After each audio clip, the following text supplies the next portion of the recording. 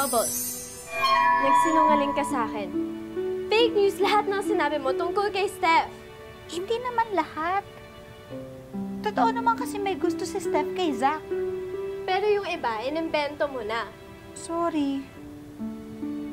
Naisip ko lang naman kasi, kung nagsisinungaling siya sa'yo sa isang bagay, pwedeng nagsisinungaling rin siya sa'yo sa ibang bagay. Like yung pagiging kaibigan niya sa'yo.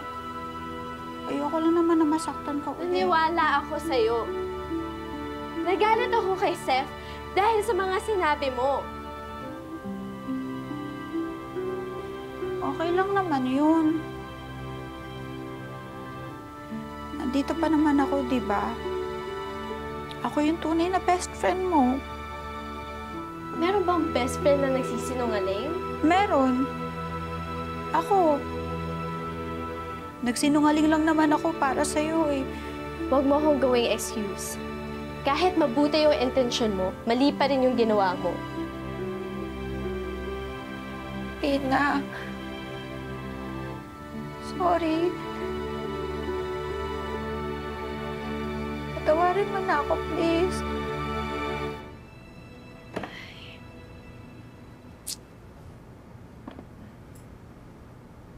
Ay, anak, may gusto ka ba? Wala po.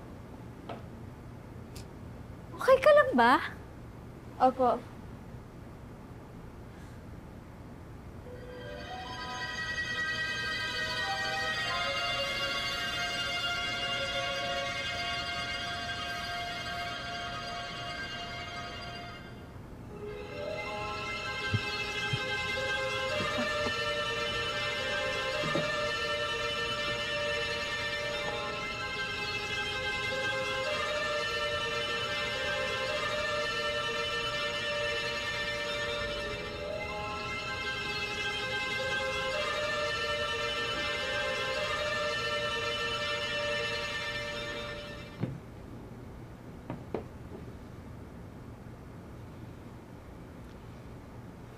Hindi ko alam kung talagang nabubuhay kayo.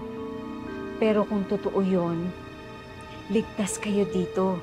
At saka sinama ko nga pala si Blandy para may kaibigan ka dito.